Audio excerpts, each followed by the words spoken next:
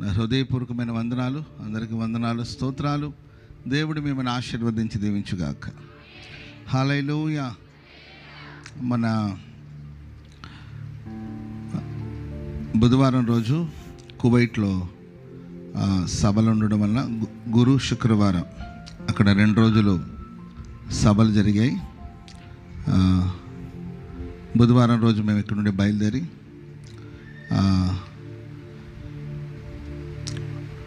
కువైట్లో జరిగిన 2 రోజులు సభల్లో పాలు పంపులు పొందాం. చాలా ఆశీర్వాదకరంగా దేవుడు అక్కడ సభల్ని ఆశీర్వాదకరంగా ప్రభు జరిగించారు. విస్తారమైన ప్రజలు, ఆ ప్రాంతానికి తగినట్లు విస్తారమైన ప్రజలు రావడం, చాలా మహిమకరంగా ప్రభు అక్కడ సభల్ని జరిగించారు.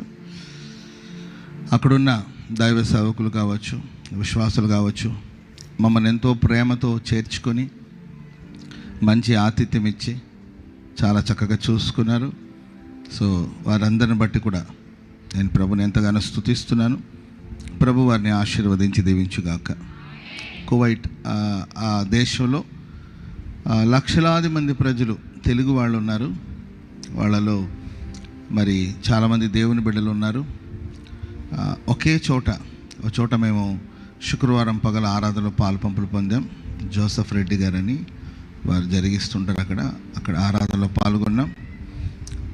అక్కడ ఒక క్యాంపస్లో ఒక 20 హాల్ ఉంటుంది. ఎన్ని హాల్ అండి? 20 హాల్ ఉంటుంది. ఆ 20 హాల్లో ఫ్రైడే ప్రేయర్ జరుగుతూనే ఉంటుంది. అంటే వాళ్ళకి శుక్రవారం, ఎందుకంటే ఆ దేశాల్లో శుక్రవారం సెలవు కాబట్టి ఆరాధన జరుగుతూ ఉంటుంది. 88 భాషల్లో ఆరాధన జరుగుతుందంట. 88 భాషల్లో వాళ్ళు అక్కడ ఆరాధన జరిగించుకుంటూ ఉంటారు. 20 హాల్ ఉంటుంది. హాల్లో ఒకరి తర్వాత ఒకరికి టైమింగ్ ఉంటుంది. ప్రేయర్ జరుగుతూ ఉంటుంది. వీళ్ళకి, మన తెలుగు వాళ్ళకి 1 గంట నుండి 4 దాకా టైం ఇచ్చారు. 1 గంట నుండి 4 గంటల వరకు. 1 నిమిషం ముందు వెళ్ళడానికి లేదు, సరిగ్గా 1 గంటకి వెళ్ళాలి. ఎందుకంటే అంతకుముందు వేరే వాళ్ళ ఆరాధన జరుగుతుంటుంది. 1 గంటకి వీళ్ళు హ్యాండ్ ఓవర్ చేస్తారు.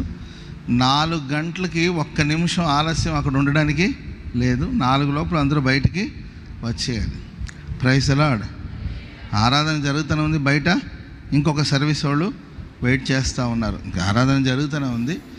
ప్రేయర్ ముగించుకొని వీళ్ళు బయటికి వెళ్తూ ఉన్నారు, వాళ్ళు లోపలికి వస్తున్నారు. ఒకే గుమ్మంలో వీళ్ళు ఇటువైపు నుండి వెళ్తుంటే వాళ్ళు లోపలికి వస్తున్నారు. అట్లా మరి ఆ దేశంలో ప్రతికూలమైన పరిస్థితుల్లో కూడా వాళ్ళకి ప్రభుని ఆరాధిస్తూ, ప్రభుని సేవిస్తూ దేవుని నామాన్ని మహింపరుస్తున్నారు. అందుని బట్టి నేను ప్రభుని స్తుతిస్తున్నాను. శామ్ బ్రదర్ అని దైవ సేవకుడు, ఆయన మమ్మల్ని సభలకు అక్కడ పిలువనంపించారు. ఒక చిన్న సేవ, 100 మంది సంఘాలు ఉన్న విశ్వాసులు ఉన్న ఒక చిన్న సంఘం. కానీ చాలా ఖర్చు పెట్టుకుని, చాలా ప్రయాసంతో మరి తమ్ముడు సభలు జరిగించారు. మాకు చాలా ఆటంకాలు వచ్చినాయి వెళ్ళడానికి. వాటన్నిటిని దేవుడు తొలగించాడు. ఆ తమ్ముడు ప్రార్థన చేస్తూనే ఉన్నాడు. 21 డేస్ ఫాస్టింగ్ ఉన్నాడు ఆ తమ్ముడు.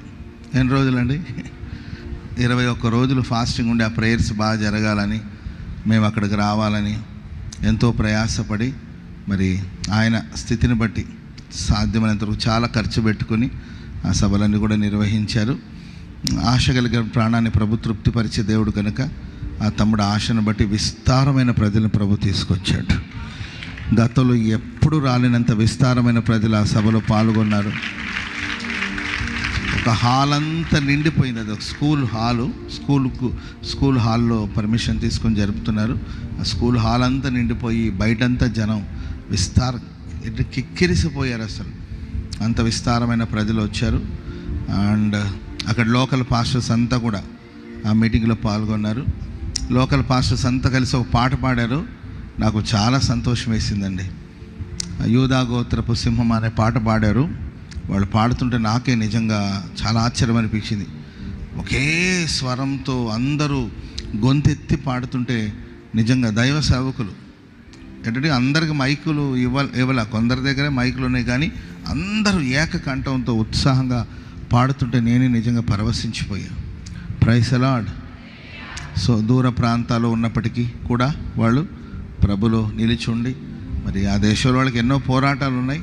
ఆ పోరాటాల మధ్యలో కూడా వాళ్ళు ప్రభుని ఆరాధిస్తున్నారు.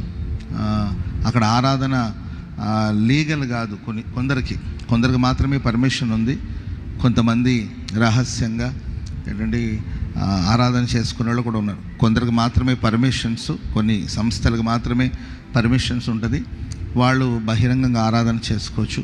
కొందరికి అనుమతులు లేవు, అయినా చిన్న చిన్న గుంపులుగా మరి రహస్యంగా ప్రభుని ఆరాధన చేసుకునే వాళ్ళు కూడా ఉన్నారు అక్కడ. అంటే అన్ని చర్చెస్కి పర్మిషన్స్ ఉండదు. మరి అక్కడక్కడ చిన్న చిన్న ఒక 20 మంది 50 మందిగా వాళ్ళే ఒక చిన్న చిన్న చర్చిలుగా ఏర్పాటు చేసుకొని ఆరాధన చేస్తున్నారు. సో కువైట్ దేశంలో ఉన్న దేవుని ప్రియులకి, దేవుని ప్రజలందరికీ దేవుడు క్షేమాన్ని కలిగించునుగాక. హల్లెలూయా. సో ఆ దేశం కోసం కూడా మీరు ప్రార్థన చేయండి. దేవుడు మమ్మల్ని కూడా పలు ప్రాంతాలకు తీసుకెళ్ళి మహిమకరంగా ప్రభు వాడుకుంటున్నాడు. క్షేమంగా మేము వెళ్ళి క్షేమంగా తిరిగి రావడానికి ప్రభు సహాయం చేశారు. అందును బట్టి నేను ప్రభుని ఎంతగానో స్తుతిస్తున్నాను. ఆమె మేబీ వాళ్ళు ఆ ప్రాంతాల వాళ్ళు లైవ్లో కార్యక్రమాన్ని ఒకవేళ వీక్షిస్తుంటే వాళ్ళందరికీ ప్రభు పేరిట శుభాలు, కృతజ్ఞతలు తెలియచేస్తున్నాను. మమ్మల్ని చాలా ప్రేమగా చూసుకున్నారు, చాలా అభిమానంగా చూసుకున్నారు, చాలా అపురూపంగా చూసుకున్నారు. మమ్మల్ని చూసి పరవశించిపోయారు. మేము ఎక్కడో దూరం నుండి చూడడమే మాకు గొప్ప భాగ్యంగా భావించేవాళ్ళు. ఈరోజు మీతో పాటు ఇలా ప్రయాణాలు చేయడం మాకు చాలా ఆశీర్వాదకరంగా ఉందని మంచి మంచి మాటలు చెప్పారు, మంచి మంచి సాక్ష్యాలు చెప్పారు. అండ్ మంచిగా మాకు ఆహారాన్ని సిద్ధపరిచి చాలా ప్రేమగా మాకు విందును అందించారు. అండ్ మాతో పాటు ఉండే 3 days మాకు ఎంతో సహకారంగా ఉన్న అక్కడ సహోదరులందరికీ, కుటుంబాలన్నిటి కూడా ప్రభు పేరిట నేను శుభాలు తెలియచేస్తున్నాను. దేవుడు వారిని ఆశీర్వదించి దీవించుగాక. హల్లెలూయా. చాలా మంచి మంచి సాక్ష్యాలండి. మనల్ని బట్టి వాళ్ళు నూతన పరచబడి ఉజ్జీవింపబడినట్లే వాళ్ళ సాక్ష్యాలు విని నేను కూడా నిజంగా ఆశ్చర్యపోయాను. అండ్ ప్రభుని మహింపరిచాను. మంచి మంచి సాక్ష్యాలు. ఆ దేశంలో వాళ్ళు ఎదుర్కొన్న సమస్యలు, ఆ సమస్యలు వాళ్ళు ప్రభు మీద ఆనుకున్న విధానం, ప్రభు వారిని ఆదరించిన విధానం, వారిని బలపరిచిన విధానం, సేవకులు ఎందరో సాక్ష్యాలు చెప్తుంటే విని నేను ప్రభుకి ఎంతో కృతజ్ఞతాస్తుతులు చెల్లించాను. సో అక్కడ పరిచర్యను, దైవ సేవకులందరినీ దేవుడు ఆశీర్వదించి దీవించుగాక. మంచిది. హల్లెలూయా. చాలామంది పిల్లలు 10th class